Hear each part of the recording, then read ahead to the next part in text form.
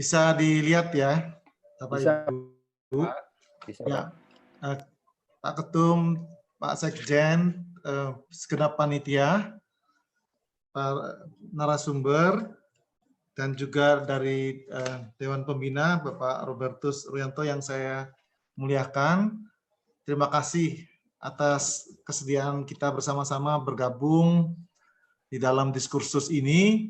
Marilah kita belajar sebagaimana disampaikan Pak Ketum tadi.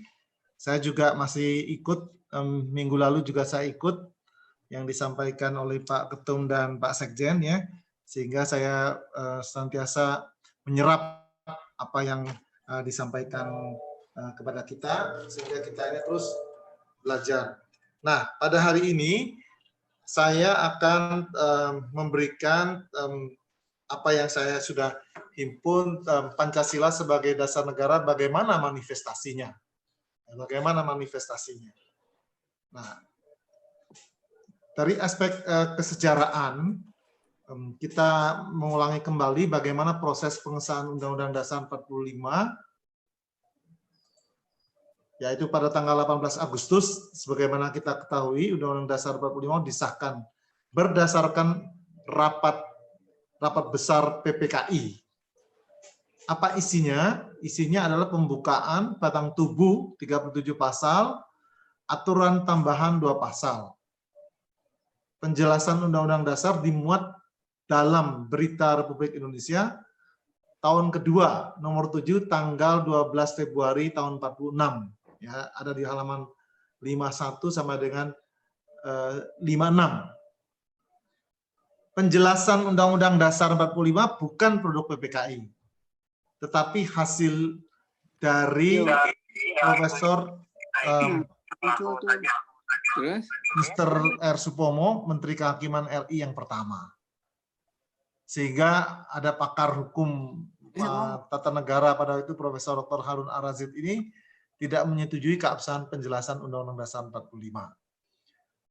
Namun berdasarkan Dekret Presiden 5 Juli 1959, ketika Undang-Undang Dasar 45 diberlakukan kembali, penjelasan Undang-Undang Dasar 45 ini dimasukkan sebagai bagian yang tak terpisahkan dari konstitusi. Sudah. Ada ya? Nah, dia sudah ngecek ada kan? Sistem konstitusional ya, di negara kita ini menggunakan sistem konstitusional. Penjelasan Undang-Undang Dasar 45 memuat nomenklatur sistem konstitusional dan menyebut secara tegas bahwa Republik Indonesia menganut paham konstitusionalisme, ya. Ditegaskan pemerintah berdasar atas sistem konstitusi hukum dasar, tidak bersifat absolutisme, kekuasaan yang tidak terbatas. Konstitusionalisme adalah paham yang terutama bertujuan membatasi kekuasaan pemerintah negara. Jadi konstitusionalitas ini itu tidak hanya terbatas pada apa yang tertulis dalam naskah Undang-Undang Dasar, karena itu dalam penjelasan Undang-Undang Dasar 45 terdapat uraian yang menyatakan bahwa Undang-Undang Dasar itu hanyalah sebagian dari konstitusi yang tertulis, ya. Di samping konstitusi yang tertulis itu masih ada konstitusi tidak tertulis, yaitu yang terdapat dalam nilai-nilai yang hidup dalam praktik-praktik ketatanegaraan kita, seperti hukum adat dan lain sebagainya. Nah, pada pasal 1 ayat 2 Undang-Undang Dasar 45 menetapkan bahwa kedaulatan di tangan rakyat dan dilaksanakan menurut Undang-Undang Dasar. Pelaksanaan kedaulatan rakyat ini harus merujuk kepada konstitusi. Jadi konstitusionalisme itu mencegah the ruling of the mob, ya. Konstitusionalisme ini sangat penting, ya. Seperti halnya kalau kita memperhatikan apa yang terjadi di Amerika, mereka akhirnya ketika ada mob di Capitol building di sana, apa pegangan mereka? Adalah konstitusi, ya, konstitusi. Ya. Rakyat banyak selaku pemegang kedaulatan membagi-bagi kekuasaan kepada alat-alat perlengkapan negara yang berujung pada perwujudan sistem pemerintahan yang konstitusional. Ya. Ada DPR, waktu itu ada MPR. Ya. Kekuasaan yang tidak terbatas itu melanggar hak asasi manusia.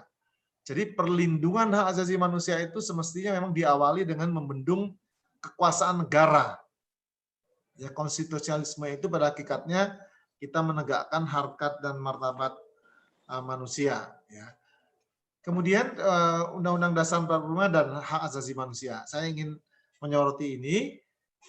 Pasal-pasal mengenai HAM sesungguhnya cukup banyak dicantumkan ya dalam Konstitusi RIS 1949, Undang-Undang Dasar 1950, Majelis Konstituante yang terbentuk setelah pemilu tahun 55 juga telah berhasil menyepakati seperangkat rancangan pasal mengenai HAM untuk draft undang-undang baru yang sedang dipersiapkan. Tapi ini nggak jadi karena kita kembali kepada dekret Presiden, kembali kepada Undang-Undang Dasar 45 berdasarkan dekret Presiden bulan Juli 1959. Setelah itu RI dipengaruhi konflik perang dingin antara blok barat dan blok timur, sehingga fokus secara khusus mengenai hak asasi manusia tidak terlaksana. Baru pada gerakan reformasi ya mengemuka kembali pentingnya hak asasi manusia. Kulminasinya dicantumkanlah dalam Undang-Undang Dasar 45 yang sudah diamandemen ya pada tahun 99 dan tahun 2000, seperti kita bisa lihat di dalam bab 10A itu ada pasal 28A, 28B, 28C, 28D, E, F, G, H, I, dan J ini khusus mengenai pasal-pasal mengenai hak asasi manusia. Nah, saya ingin kita melihat bersama-sama posisi Pancasila dalam hierarki perundang-undangan di Indonesia, ya, di hierarki perundang-undangan di Indonesia. Nah, kita lihat pada ketetapan MPR RI nomor 20 MPR tahun 66 itu hierarkinya adalah Undang-Undang Dasar 45, ketetapan MPR RI, undang-undang atau Perpu, peraturan pemerintah pengganti undang-undang, peraturan pemerintah PP, keputusan presiden, peraturan pelaksana, peraturan menteri, instruksi presiden. Pancasila merupakan sumber dari segala sumber hukum. Ya, ini ketetapan MPR tahun 66. Ketetapan MPR nomor 3 MPR tahun 2000 itu meletakkan Pancasila sumber hukum dasar nasional. Ya. Sumber hukum dasar nasional sebagaimana yang tertulis dalam pembukaan Undang-Undang Dasar 45 dan Batang Tubuh Undang-Undang Dasar 45. Kemudian Undang-Undang Nomor 10 tahun 2004 juga meletakkan Pancasila merupakan sumber dari segala sumber hukum negara. Ya, jadi posisi Pancasila itu kita lihat sebetulnya tidak bergeser ya, tetap sebagai sumber dari segala sumber hukum, ya, sumber hukum dasar nasional, ya, sumber hukum negara. Ini posisi Pancasila. Kemudian yang terbaru Undang-Undang Nomor 15 Tahun 2019 tentang perubahan atas Undang-Undang Nomor 12 Tahun 2011 tentang pembentukan peraturan perundang-undangan. Undang-Undang Nomor 12 Tahun 2011 Pasal 2 memuat Pancasila merupakan sumber segala sumber hukum. Kemudian kita perhatikan ini tidak dirubah ya. Di dalam Undang-Undang Nomor 15 Tahun 2019 ini hanya ada tambahan Pasal 8 Undang-Undang Nomor 12 Tahun 2011, jenis peraturan perundang-undangan selain sebagaimana dimaksud dalam Pasal 7 Ayat 1, peraturan ditetapkan oleh MPR. Jadi kalau MPR mengeluarkan peraturan itu masih sah-sah saja ya. Peraturan yang dikeluarkan MPR, DPR, DPD, MA, MK, BPK, KY, BI, menteri, badan, lembaga, atau komisi yang setingkat dengan yang dibentuk oleh undang-undang, seperti Komisi Nasional Hak Asasi Manusia, itu sekarang mengeluarkan peraturan juga, dan termasuk kalau di KPPU ya, KPPU itu mengeluarkan peraturan komisi ya yang terkait dengan pelaksanaan dari fungsinya. Jadi banyak sekali ya yang termasuk dalam peraturan perundang-undangan sampai kepada kepala desa yang setingkat. betapa beratnya Pancasila ini sebagai segala sumber hukum negara. Jadi yang kita harus cek apakah peraturan desa, wali kota, bupati, dan lain sebagainya sampai ke semuanya ini, apakah mereka comply atau tidak dengan Pancasila. Baru saja ya kita melihat bahwa seorang mantan wali kota mempertahankan peraturannya yang jelas-jelas bertentangan dengan Pancasila yang terjadi.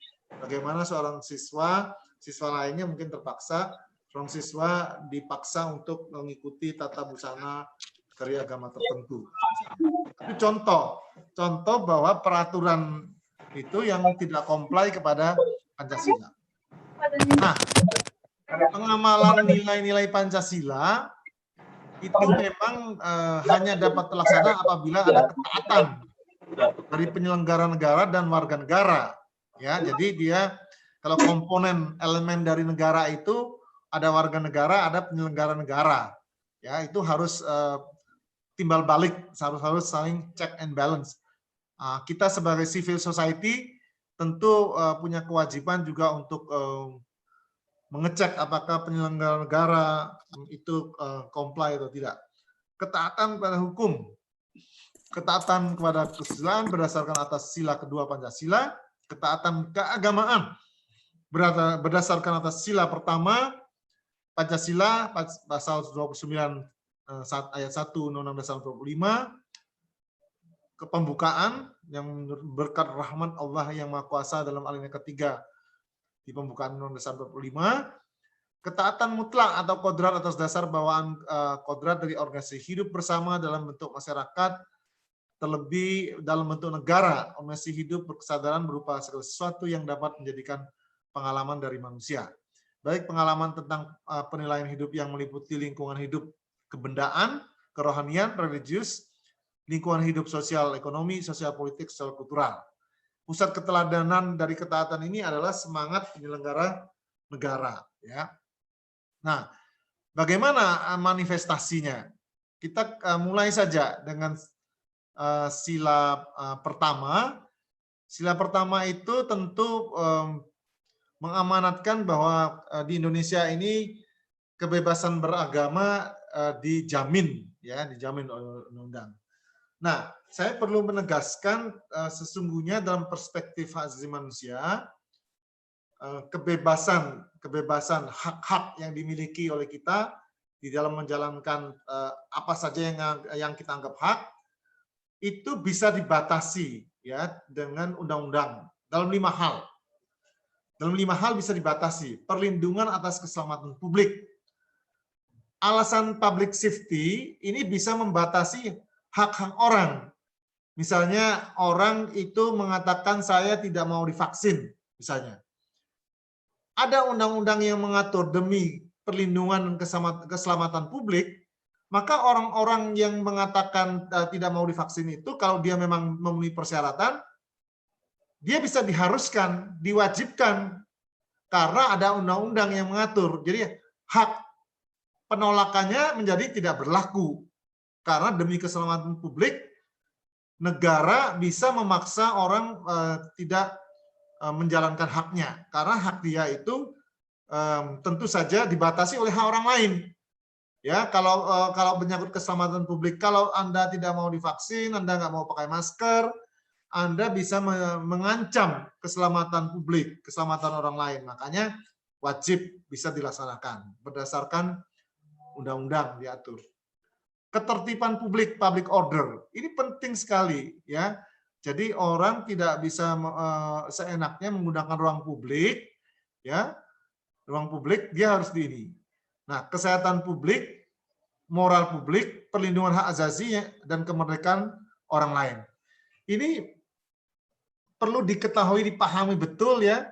Demikian juga sebetulnya ketika kita merumuskan harusnya undang-undang mengenai pelaksanaan keberagaman kita, pendirian rumah ibadah dan lain sebagainya, itu sebetulnya hanya bisa dibatasi dengan undang-undang. Ya, sekarang belum ada itu undang-undangnya. Yang ada adalah peraturan bersama Menteri Dalam Negeri dan Menteri Agama. Ya, dalam manifestasinya kebebasan beragama dan menjalankan agama dan kepercayaan ya dibatasi di Indonesia ini berdasarkan hukum politik pemerintah yang tidak didasarkan pada konstitusi. Memang kadang-kadang itu peraturan daerah bisa membatasi orang, ya kan? Tidak berdasarkan konstitusi, hanya peraturan daerah. Nah, itu harus diluruskan. Kita tahu di Indonesia itu ada undang-undang yang mengatur tentang agama, ya, penodaan agama. Jadi Undang-Undang Nomor 1 PNPS 65 ini dulunya penetapan oleh Presiden, kemudian dikuatkan menjadi undang-undang berdasarkan Undang-Undang Nomor 5 tahun 69 tentang pencegahan penyalahgunaan dan atau penodaan agama. Pada zaman Orde Baru ditafsirkan secara sewenang-wenang, ya, secara sewenang-wenang. Kementerian Agama pada waktu itu hanya melayani 5 agama. Baru pada era reformasi, setelah Presiden Gus Dur, kemudian Presiden SBY menuntaskan tahun 2006, misalnya seperti Konghucu baru dilayani kembali. Undang-undang ini menyebut 6 agama, namun tidak berarti, ya kalau kita baca secara utuh, namun tidak berarti di Indonesia yang boleh eksis hanya 6 agama. Karena dalam undang-undang itu disebutkan, namun tidak berarti agama-agama lain di luar 6 agama itu tidak boleh hidup di Indonesia. Mereka boleh hidup sepanjang kegiatannya tidak bertentangan dengan peraturan perundang-undangan. Jadi masalahnya pemerintah tidak mau tahu, sampai sekarang yang dilayani hanya 6 agama. Padahal di Indonesia banyak agama di luar 6 agama itu. Agama lokal, ya, agama seperti penghayat kepercayaan, ada agama Sikh, ada agama Shinto, Taoism, Yahudi, Zoroastrian, Bahai, dan lain-lain, banyak. Nah, konsekuensinya tiada pelayanan oleh pemerintah itu hak-hak sipil mereka terabaikan. Ini jelas-jelas bertentangan dengan nilai-nilai Pancasila. Saya nggak tahu sampai kapan ya akan kesadaran untuk melaksanakan Pancasila dengan baik ini terlaksana. Nah, pelemahan sistem hukum nasional. Kita banyak menyaksikan ekspresi kekerasan, ya, baik oleh warga sipil, warga tak sipil, itu kita saksikan.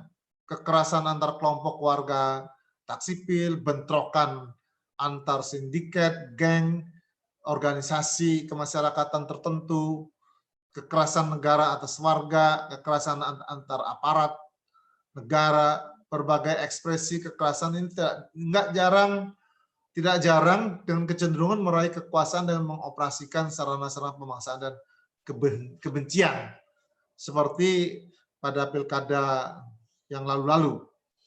Penegakan hukum kita juga tidak cukup efektif menekan praktek-praktek korupsi. Ya, undang-undang dan perda sering bertentangan dengan konstitusi yang tadi sudah saya berikan contoh. Untuk undang-undang sudah cukup banyak pasal-pasalnya yang dibatalkan, itu bukti ya, dibatalkan oleh MK, kemudian oleh perda oleh MA, itu sudah banyak dibatalkan.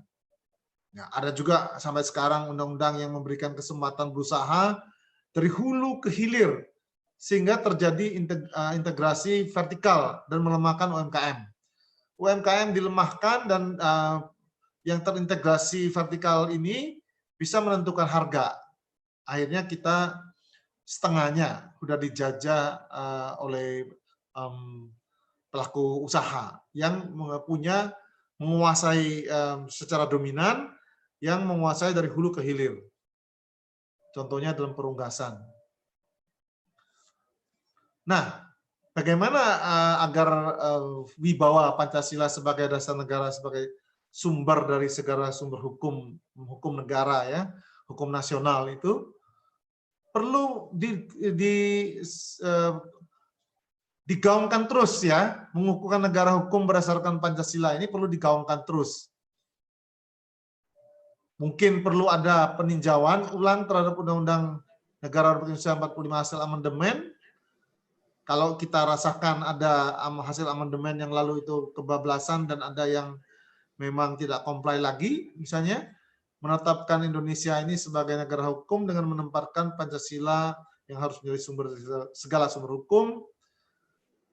Untuk itu perlu ada lembaga yang melakukan audit terhadap produk perundang-undangan dan perda dengan mengganti atau menghapus segala undang-undang yang kandungan nilainya bertentangan dengan norma dasar Pancasila. Nah, ini sampai sekarang tidak ada, sehingga siapa yang bisa menyaring, memfilter ya bahwa peraturan perundang-undangan yang dibuat itu sudah sesuai dengan norma dasar Pancasila. Jadi perlu ada jaminan penegakan dan kepastian hukum yang benar, adil, profesional. Untuk itu perlu pembenahan mendasar terhadap aparat penegak hukum. Ya, nah ini melanjutkan bagaimana menguatkan manifestasi nilai keadilan Pancasila dalam penegakan hukum.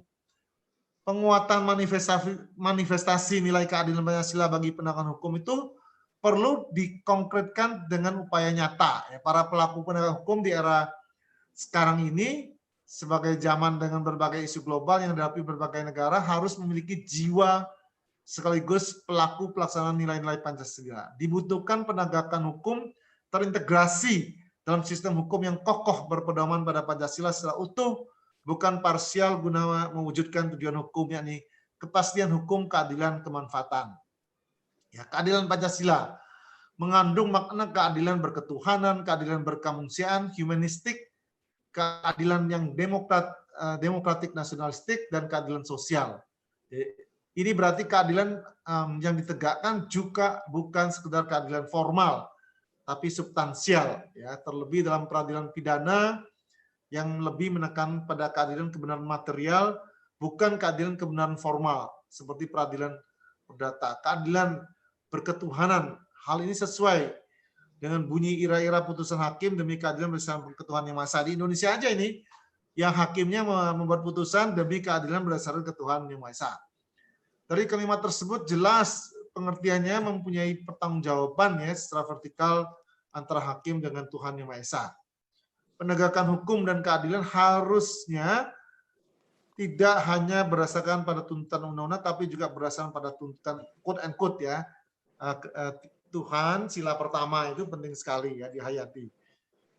Kemudian implementasi sila kedua dalam hukum nasional. Makna keadilan berkemanusiaan itu mengamanatkan bahwa hukum nasional harus menjamin melindungi hak asasi manusia. Istilah kemanusiaan berarti kesadaran, sikap, dan perbuatan yang sesuai dengan nilai-nilai hidup manusiawi secara universal. Jadi nilai-nilai hidup manusiawi yang dimaksud pertimbangan baik buruk secara kodrati berada dalam hati nurani manusia yang sesuai dengan ide kemanusiaan. Ya, hal ini sebagai implementasi sila kedua Pancasila, kemanusiaan yang adil dan beradab, yang berarti dan bermakna menempatkan manusia sesuai dengan hakikat sebagai makhluk Tuhan, menjunjung tinggi kemerdekaan segala hak, segala bangsa, dan mewujudkan keadilan dan peradaban yang tidak lemah. Inilah indikatornya menegakkan keadilan kebenaran itu, antara lain menerapkan prinsip persamaan, non-diskriminatif, objektif, tidak pilih kasih, kemudian fairness ya, impartial, tidak berpihak, menjunjung tinggi harkat martabat manusia sebagai makhluk Tuhan yang Maha Esa, menjunjung tinggi hak asasi manusia, adanya kewajiban manusia, menghargai atas kesamaan hak dan derajat tanpa membedakan suku, agama, keturunan, dan lain sebagainya. Keadilan harus diwujudkan di bumi Indonesia, keadilan yang mempersatukan Indonesia. Ya, mempersatukan Indonesia ini sangat penting untuk menghindari adanya konflik horizontal antar warga negara yang berbeda paham, golongan, etnis, suku, agama, ras, dan lain sebagainya. Kemudian azas musyawarah dalam pengambilan putusan yang didasarkan pada hati nurani. Kalau di pengadilan sebetulnya sudah diterapkan, kalau tidak dikomodir bisa dissenting opinion ya, sebagai kebebasan berpendapat yang bertanggung jawab. Keadilan yang mencerminkan rasa keadilan sosial yang tidak membeda-bedakan orang, melindungi yang lemah dan berguna bagi masyarakat. Kemudian agenda transformasi mengembangkan wibawa Pancasila ini, salah satunya adalah merevitalisasi peran negara dalam perekonomian yang menguasai hajat hidup orang banyak. ya, merevitalisasi peran negara dalam penguasaan bumi, air, dan kekayaan alam yang terkandung di dalamnya sebagai pokok kemakmuran rakyat untuk dipergunakan sebesar-besarnya kemakmuran rakyat. Harus dicegah terjadinya penguasaan sektor-sektor ekonomi dari hulu ke hilir di tangan orang-orang per orang secara monopoli atau oligopoli. Memberi perhatian khusus kepada pengembangan koperasi sebagai wujud demokrasi ekonomi, melaksanakan land reform dengan melakukan perombakan atas hak tanah dan penggunaan tanah. Tanah tidak boleh menjadi alat penghisapan terhadap rakyat Indonesia. Ada yang pelaku usaha yang memiliki tanah berjuta-juta hektar. Memperkuat kedaulatan pangan, ini sangat penting sekali, energi, obat-obatan, dan alat kesehatan. Nah, di masa pandemik ini kita merasakan ketergantungan kita kepada import obat-obatan itu sangat besar sekali. Jadi 95% itu kita masih import ya untuk bahan baku obat-obatan, dan juga kita mengimport sebagian obat-obatan. Penutup, kekuasaan negara, kekuasaan yang dimiliki civil society belum terlambat untuk mengambil langkah yang berani, drastis, dan mendasar. Mari kita serukan perubahan yang dikumandangkan ke seluruh negeri untuk meneguhkan tekad kita agar kembali kepada semangat proklamasi 17 Agustus 45, kembali kepada Pancasila dengan sepenuh hati, sepenuh jiwa dan raga kita. Kita kembali kepada semangat pengabdian kita kepada Sang Pencipta. Pandemi COVID-19 telah menggiring kita kembali kepada semangat bergotong royong, memperkuat harkat dan martabat nasional kita, dan meningkatkan rasa nasionalisme kita, bahwa kita mampu menjadi bangsa yang bermartabat di mata dunia. Hanya dengan sepenuh semangat mengamalkan nilai-nilai Pancasila dalam segala bidang kehidupan, kita dapat membawa bangsa Indonesia yang merdeka, bersatu, berdaulat, adil, dan makmur. Terima kasih. Lebih kurangnya mohon dibukakan pintu maaf. Salam Pancasila. Saya kembalikan kepada moderator.